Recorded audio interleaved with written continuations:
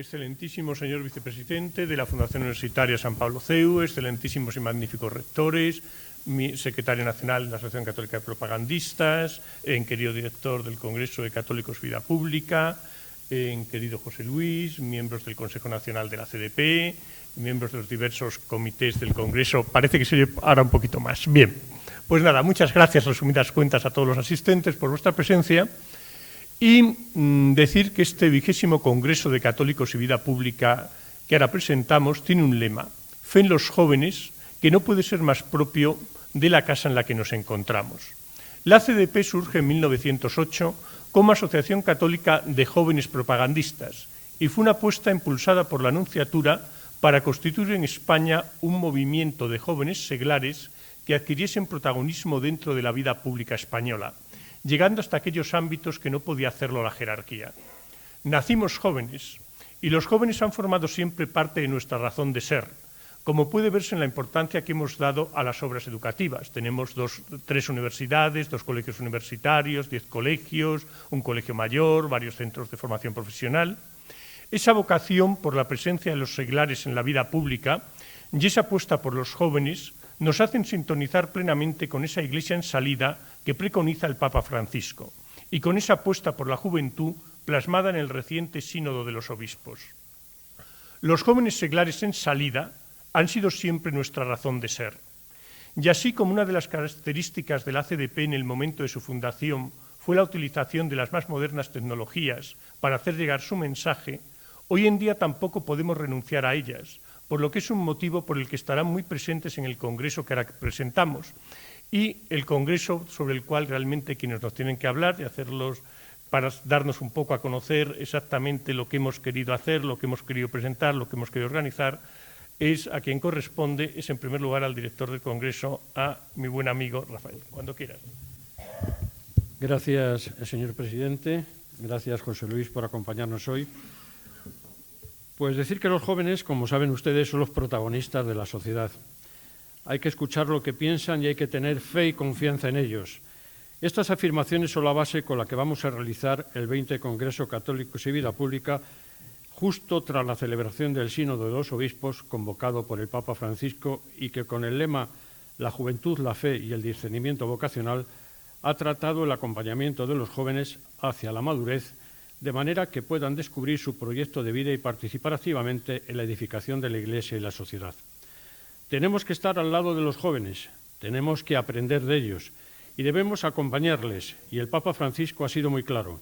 Los jóvenes, fruto de muchas de las decisiones tomadas en el pasado, nos llaman a asumir con ellos el presente con mayor compromiso y a luchar contra los que de alguna manera impiden que sus actividades y sus vidas se desarrollen con dignidad. Nos piden y reclaman una entrega creativa, una dinámica inteligente, entusiasta y esperanzadora, y que no les dejemos solos, en manos de tantos mercaderes de la muerte que oprimen sus vidas y oscurecen su visión. Estas son las líneas con las que la Asociación Católica de Propagandistas y la Fundación Universitaria San Pablo CEU, como ha dicho nuestro presidente, se ha empeñado en la realización de este 20 Congreso Católicos y Vida Pública, con los jóvenes como protagonistas, a los que el Cardenal Arzobispo de Madrid, Carlos Osoro, ha pedido renovar la sociedad actual siendo testigos auténticos de Jesucristo, siempre impulsados por su verdad y por su amor. Un congreso que está abierto a todos, en el que se va a analizar, entre otros temas, el documento final del Sínodo de los Jóvenes, que no nos olvidemos, necesitan santos que formen otros santos, y que presentará importantes novedades como el gran debate universitario en el que van a participar representantes de las más importantes universidades de nuestro país. Esta edición, la número 20, quiere, como decíamos, estar y aprender de la juventud tantas veces denostada. Por eso hemos montado ese gran debate universitario con las 12 universidades, incluidas naturalmente las nuestras. Y me van a permitir que haga aquí un recuerdo especial de nuestro presidente fundador, fallecido Alfonso Coronel de Palma, que fue el que inició los Congresos Católicos y Vida Pública. Un recuerdo también para Alfredo Dagnino, para Carlos Romero y, como no, para los anteriores directores del Congreso, nuestro presidente actual, que fue el primer director del Congreso, para Carla Díaz de Rivera, para Francisco Serrano. En definitiva, señoras y señores, un Congreso Católico y Vida Pública que queremos llenar de esperanza para los jóvenes porque tenemos fe en ellos. Muchas gracias por su asistencia.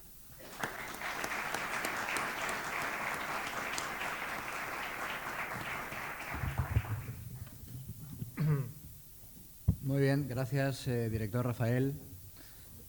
Gracias, presidente, don Alfonso, y mucha suerte, que seguro que la va a tener. Veo muchos y muy buenos amigos, algunos que han llegado además desde lejos. Señoras y señores, muy buenas tardes a todos. Antes de nada, efectivamente, permítanme solo unas breves palabras para agradecer muy especialmente a los organizadores de este Congreso Católicos y Vida Pública su invitación para inaugurar estas jornadas. Conozco bien este congreso. He participado en él en alguna ocasión anterior, en ediciones anteriores, y me he informado también en numerosas ocasiones, ya son 20 las ediciones de este congreso, y me consta la alta calidad, tanto profesional como humana, de los ponentes que nos van a acompañar en los próximos días en esta mesa. Así que para mí, les digo con el corazón que es todo un halago que me hayan elegido para esta inauguración, presidente, y simplemente les diré que espero estar a la altura de los ponentes que en los próximos días y en las próximas horas van a pasar por aquí. Del mismo modo que también, se lo digo del corazón, me es especialmente grato estar aquí, precisamente por la institución que organiza estas jornadas, la Asociación Católica de Propagandistas y su obra, la Fundación Universitaria San Pablo CEU. ¿Cómo se lo diría? Es una institución tan querida por mí desde hace tantos años como para encomendarles a ustedes la enseñanza escolar de mis hijos. Fíjense si confío en ustedes, presidente. Y hay todavía un tercer factor, diría que un tercer factor por el que, ya siento prolongarme en los agradecimientos, pero hay un tercer factor por el que les quiero agradecer especialmente la invitación, y es por el tema elegido para esta 20ª edición del Congreso, Fe en los jóvenes. De las jornadas me gusta hasta el título, Fe en los jóvenes. La verdad que han acertado también con un enfoque que me interesa especialmente, no tanto por joven, aunque también. Esto ya de por joven empieza a ser más un deseo que una realidad, pero también. Pero me interesa fundamentalmente porque de verdad creo que hay una necesidad imperiosa. Además, una necesidad imperiosa que no podemos dilatar por más tiempo, que es la de intentar escuchar y la de intentar entender a nuestros jóvenes. Lo decía el presidente, seguramente además estamos en el lugar idóneo para intentar hacerlo. Escuchar es la palabra clave, decía también el Papa Francisco en el sínodo de los obispos recién concluido en Roma, centrado, como ha quedado dicho, en los jóvenes. Y añade ese documento de las conclusiones del sínodo, que también va a ser protagonista estos días aquí, que las escuelas, que los colegios, que las universidades, de hecho son los entornos ideales para formar de manera integral. Por eso digo que estamos seguramente en el escenario ideal. Y en ese intento por escuchar primero, por intentar entender después, para finalmente tratar de acompañar, de guiar a los jóvenes, voy a hablar en esta breve intervención. Primero hablaré de qué preguntas se hacen, de cuáles son las principales preocupaciones que los jóvenes manifiestan cuando se lo preguntamos. A continuación trataré de describir cómo es el mundo que le rodea a los jóvenes, o seguramente por tratar de afinar un poquito más de la sensación que ellos tienen del mundo que les rodea. Para terminar, no se asusten, veo alguna cara de susto, no más de 20, 30 minutos, pero para tratar de terminar aventurando, al menos solo aventurando, qué podemos hacer para intentar poner fin a ese problema que también el Santo Padre puso sobre la mesa antes de comenzar ese sínodo. El problema de que llevamos 2000 años, decía el Papa Francisco, 2000 años sin entender a los jóvenes. Empecemos por tratar de conocer qué les preocupa, qué preocupa a los jóvenes. En el primero de esos objetivos que les apuntaba, de cuáles son las principales preguntas que se hacen, pues miren, aquí la respuesta es al menos relativamente fácil. Y lo es porque disponemos precisamente de un documento reciente, seguramente además es el más elaborado, es el más contundente de cuantos se hayan hecho jamás, para tratar de comprender precisamente eso, cómo se ven a sí mismos los jóvenes. Ese documento es el documento presinodal. Estoy seguro de que no exagero cuando digo que estamos ante el documento más contundente y fiable, puesto que estamos hablando de la participación, fíjense, de 15.300 jóvenes de los 5 continentes, 15.300 jóvenes. 300 de ellos de manera directa, presencial, 15.000 a través de las redes sociales, que también quedará dicho, es un instrumento esencial para acercarnos a los jóvenes.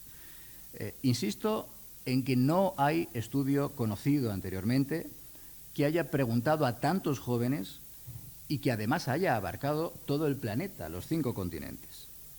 Bien, ¿y a qué conclusiones llega ese documento? Al menos algunas de ellas, evidentemente no las podemos exponer absolutamente todos. Estas son parte de las cosas que los jóvenes nos están pidiendo y que han quedado reflejadas en ese documento presinodal. Piden ser escuchados y ser tenidos en consideración. ¿Saben cuál es una de las frases más repetidas por los jóvenes en todos los idiomas posibles? No somos tontos, no somos tontos. Piden también que se les comprenda, pero que se les comprenda sin juzgarles. Quieren empatía de sus mayores, piden empatía. Exigen, no piden, exigen que se les busque donde ellos están. No van a venir a nosotros. En eso las cosas han cambiado y han cambiado radicalmente. Hay que encontrarse con ellos en la calle, hay que encontrarse con ellos en los bares, hay que encontrarse con los jóvenes en aulas como estas, hay que encontrarse con los jóvenes en los gimnasios, hay que encontrarse con los jóvenes en las redes sociales, evidentemente. También tienen reproches, ya se ha quedado dicho por escrito en ese documento presinodal. Por ejemplo, reprochan a sus mayores que a veces son demasiado severos con ellos. Echan en falta cosas, echan en falta, por ejemplo, algo que yo creo que no nos podemos permitir y que en cambio en lugares como este sí que encuentran, porque echan de menos acompañantes fiables. Aquí los encuentran, estoy convencido de que aquí los pueden encontrar. Se manifiestan incluso en ese documento presinodal en torno a por qué algunos de ellos han abandonado la Iglesia. ¿Por qué? Porque algunos dicen que han experimentado indiferencia, porque se han sentido, lo decíamos antes, se han sentido juzgados más que escuchados, e incluso algunos dicen que se han sentido rechazados por la Iglesia. Eso evidentemente ha de ser un problema, es un problema. Otros pedían también, por ejemplo, más sinceridad especialmente a la hora de reconocer los errores. No sé qué les parece a ustedes, pero yo creo que estas no son peticiones, no son exigencias que sean irrealizables. Yo creo que no lo son, que no son irrealizables. Pero si cometemos el error de que lo parezcan, de que parezcan irrealizables, entonces estaremos haciendo de nuestros jóvenes terreno abonado para teorías del pasado, teorías como las que defendían pensadores, por ejemplo, como Eric Hobsbawm. Decía, cuando las relativamente modestas expectativas del día a día parecen inalcanzables sin una revolución, es entonces cuando las personas se hacen revolucionarias. Dicho de otra manera, ese sería un caldo de cultivo inigualable para un sentimiento demasiado común en nuestros días, un sentimiento de indignación. Muchas veces motivado, pero otras tantas, como veremos, como trataré de demostrar, no tan motivado. Pero les decía que, además de escuchar las dudas, de escuchar las preguntas que se hacen los jóvenes, convendría también pararse a tratar de analizarlas. Por ejemplo, cómo describen, cómo sienten, es otra de las palabras claves, cómo sienten el mundo en el que viven los jóvenes. Empecemos señalando que casi todos ellos, casi todos los que participaron en esa, yo le llamaría macroencuesta planetaria con un universo de, les decía, de 15.300 personas. Bueno, pues casi todos ellos, una mayoría muy amplia de ellos, coinciden en señalar al menos 2 sentimientos. Les decía que es una de las palabras clave, 2 sentimientos.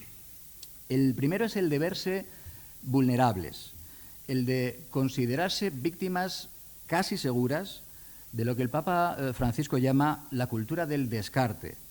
Básicamente, como es lógico, como consecuencia del alto desempleo juvenil, como consecuencia de la enorme dificultad para acceder al mercado laboral o como consecuencia de los bajos salarios para los que consiguen engancharse al mercado laboral. Ese es el primer sentimiento que expresan la mayoría. El segundo de ellos, en el que coinciden casi todos, es el de estar viviendo, ¿cómo se lo diría yo?, en el peor de los mundos posibles, en el peor de los mundos posibles. En España tenemos un ejemplo que se cita mucho en una frase.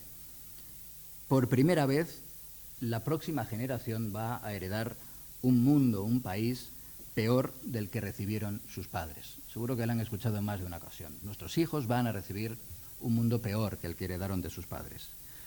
Así que llegados a este punto, seguramente lo que debemos hacer, es parte de mi oficio como periodista, es preguntarnos, ¿es eso cierto? ¿Es realmente así o estamos ante un punto de partida erróneo en esa sensación que, nos guste o no, es muy generalizada entre nuestros jóvenes? Bueno, pues vamos a los datos, que es algo que también trataré de explicarles, tenemos que hacer con mucha mayor frecuencia. Datos como los que se están encargando de divulgar, y además con éxito creciente, investigadores como, por ejemplo, el profesor de la Universidad de Harvard, Steven Pinker. Datos. Hoy hay menos hambre en el mundo que hace 25 años. Les puedo poner un ejemplo de otro dato. En 1981, el 81% de la población mundial, el 81%, vivía con menos de $2 al día. Hoy ese índice sigue siendo desgraciadamente muy alto, pero se sitúa en torno al 10% de la población mundial. Más datos. UNICEF.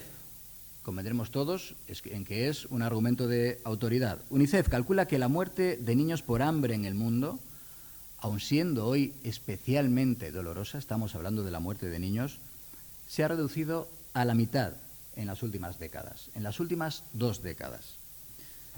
Hay también, en contra de lo que nos puede parecer a todos, sin acercarnos a los datos, hay hoy menos muertos por terrorismo en el mundo, muchos menos. Por ejemplo, los conflictos armados se han reducido. En 1992 teníamos 51 conflictos activos en el planeta. En el 2017 seguían siendo muchos, pero eran 14 frente a los 51 del 92. Es verdad también que hay elementos de futuro cuyo impacto todavía es sencillamente imposible de cuantificar y que afectarán ya a esta generación de los que estamos mayoritariamente en esta sala, pero que afectarán seguro en mayor medida a los hoy considerados jóvenes. No me estoy refiriendo tanto a representaciones distópicas, tan del gusto de la época, por ejemplo en el cine, no me refiero a eso. Me refiero más a debates como el que ya en el año 2000, el fatídico para algunos año 2000, apuntaba el cofundador de Sun Microsystems, Bill Joy, en un artículo que ya entonces se hizo célebre y que todavía hoy sigue vigente, un artículo que tituló, es un poco helador ya el título del artículo, ¿por qué el futuro no nos necesita? ¿Por qué el futuro no nos necesita? En ese artículo él argumentaba que como sociedad tendremos, decía ya en el año 2000 y se está poniendo de manifiesto en nuestros días, tendremos que afrontar problemas que cada vez serán más complejos, al tiempo que las máquinas que creemos serán cada vez más y más inteligentes. Eso le llevaba a concluir que dejaremos que las máquinas sean las que tomen las decisiones por nosotros y que lo haremos simplemente porque las decisiones de las máquinas dan mejores resultados que las nuestras.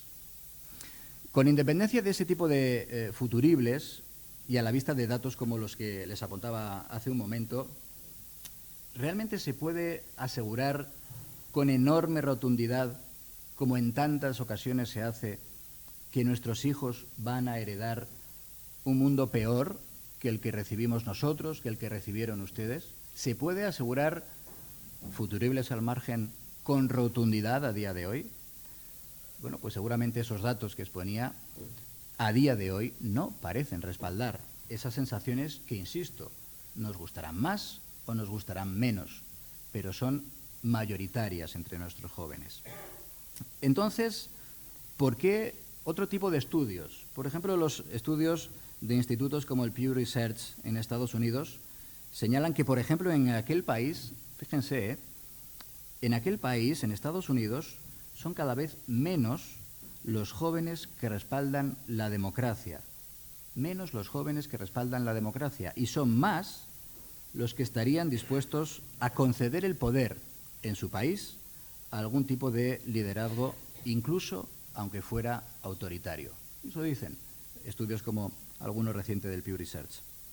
Dicho seguramente de otra manera, ¿por qué nuestros jóvenes tienen esa sensación creciente de estar viviendo en un mundo mucho peor de aquel en el que realmente están viviendo? Pues miren, todo parece indicar que la respuesta a esa pregunta, en el fondo, le da la razón a un viejo conocido, al menos de los periodistas, le da la razón a McLuhan, cuando dijo ya a mediados del siglo pasado que la aldea global podría llegar a convertirse en un lugar claustrofóbico y desagradable. Les decía al comienzo de mi intervención que una de las cosas que piden los jóvenes es que les busquemos más precisamente ahí, que les busquemos más en las redes sociales. Y a fe que ahí les vamos a encontrar. España es el país del mundo, al menos de los 37 países analizados por la Universidad de Oxford para el Instituto Reuters, el país del mundo que más utiliza esto, que más utiliza el teléfono móvil para recibir noticias, con bastante diferencia con el segundo país de los 37 analizados. Y sí, especialmente entre los jóvenes, muy especialmente entre los jóvenes. Nada menos que el 73% de ellos llegan a las noticias, este es mi campo, llegan a las noticias a través de lo que podríamos llamar las puertas de al lado de los medios tradicionales. Las puertas de al lado, que son básicamente dos. La primera son las redes sociales ya mencionadas, la segunda son las máquinas de búsqueda. Prácticamente se reparten al 50%. Máquinas de búsqueda como, por ejemplo, la más conocida por todos, que es Google. Google, que es una maquinaria sencillamente extraordinaria, pero es una maquinaria, es un instrumento extraordinario para ayudarnos a buscar lo que sabemos que queremos, pero en cambio no nos ayuda a buscar lo que no sabemos que queremos. Y seguramente ahí tendremos parte de la respuesta a por qué hay esa enorme diferencia entre el mundo real y el mundo que perciben nuestros jóvenes. Quizá empezamos a encontrar, ya les digo, una de las razones que explica esa enorme distorsión entre el mundo que viven y el mundo que sienten. Esa representación asfixiante, cerrada, que de ese mundo tiene un número creciente de jóvenes que, insisto, porque me parece especialmente preocupante, comienza incluso a poner en duda y a sentir cierto desapego, nada menos que por la democracia. Como bien escribe Elie Pariser en su revelador, muy revelador libro, El efecto burbuja, un libro sobre cómo está cambiando Internet, cómo están cambiando las redes sociales, nuestra forma de actuar, nuestra forma de pensar. Como dice Pariser, la democracia solo funciona si los ciudadanos son capaces de pensar más allá de su estrecho interés propio. Pero para hacerlo necesitamos una visión compartida del mundo en el que vivimos. Necesitamos estar en contacto con las vidas, en contacto con las necesidades y con los deseos de otros. Y el efecto burbuja que en muchas ocasiones generan esas redes sociales nos empuja justamente en la dirección contraria. Crea la sensación de que nuestro pequeño interés personal es todo lo que existe. Yo, tras leer eso, solo puedo decir touché. Estamos cambiando un sistema en el que los medios de comunicación tradicionales teníamos un papel principal, un sistema que tenía un profundo sentido, al menos yo así lo entiendo, un profundo sentido de su responsabilidad cívica, y lo estamos cambiando por otro sistema sin ningún sentido de la ética. Las primeras víctimas son nuestros jóvenes, que es tanto como decir que es el futuro de todos. Claro, ustedes dirán, ¿qué va a decir? Como representante de los medios tradicionales, sangra por la herida que por desgracia es muy profunda. No se lo voy a negar. Sangramos por la herida los medios tradicionales. Pero lo cierto es que los datos que yo esta tarde estoy exponiendo aquí, y también las decisiones que empiezan a tomar algunos gobiernos, algunas empresas, esos datos me avalan. Estamos en un momento en el que el sentimiento se sitúa varios cuerpos por delante de la razón. Duele decirlo en una universidad, donde seguramente ustedes lo pueden comprobar en el día a día. Un momento en el que la verdad se interpreta no en función de los hechos, se interpreta en función de si se acomoda o no a los intereses y preocupaciones del ciudadano particular, o como mucho se interpreta en función de los intereses del grupo social al que ese individuo se siente vinculado. Lo cual nos lleva a la tercera gran pregunta, estoy terminando ya, a la tercera gran pregunta que les planteaba al comienzo, y seguramente lo más importante. ¿Qué podemos hacer? ¿O qué entiendo yo que podemos y que debemos hacer? Pues sin lugar a dudas, para empezar, y por eso son importantes jornadas como esta, para empezar, intentar volver a ganarnos la confianza de nuestros jóvenes. La confianza. En mi ámbito, en el de los medios de comunicación, ¿eso cómo se hace? ¿Eso cómo se puede hacer? ¿O cómo entiendo yo que se puede hacer? Pues creo que apostando por un periodismo más riguroso, mucho más riguroso, por un periodismo mejor contextualizado, por un periodismo mucho más explicativo de datos como los que hoy he expuesto aquí. Un periodismo, diría, menos sentimental y mucho más pegado a los datos, a los hechos. Un periodismo en el que también las buenas noticias sean noticia. Nos estamos olvidando de eso. El adagio contrario es prácticamente norma común en la profesión. Solo las malas noticias son noticias. Recuperemos las buenas noticias como noticia. Aquí precisamente me sirve como ejemplo el que aportaba hace tan solo unos días el vicesecretario para Asuntos Económicos de la Conferencia Episcopal y presidente de COPE, Fernando Jiménez Barrio Canal, que además es mi jefe.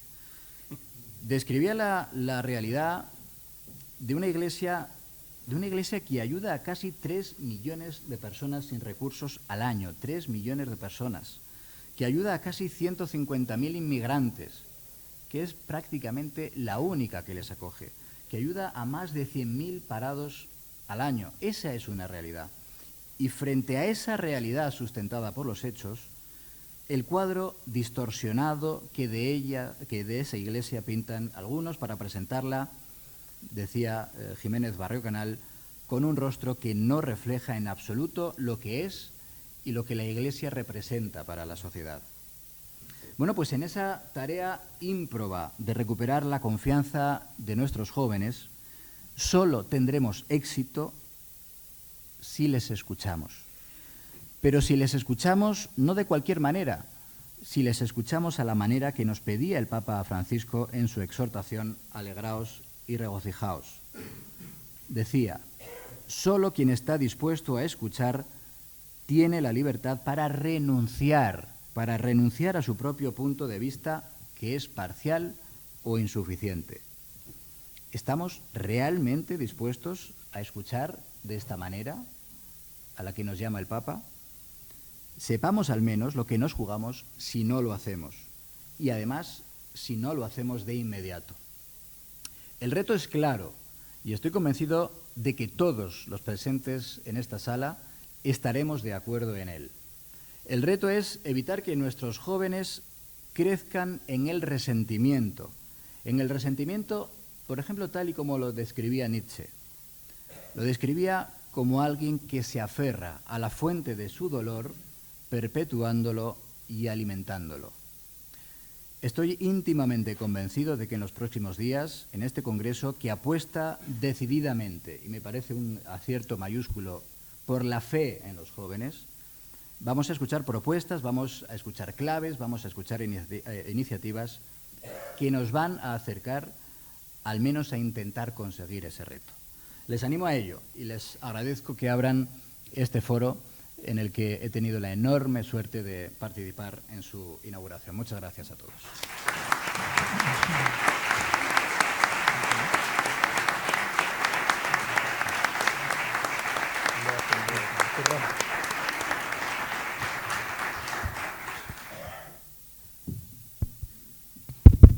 Pues, querido José Luis, muchísimas gracias.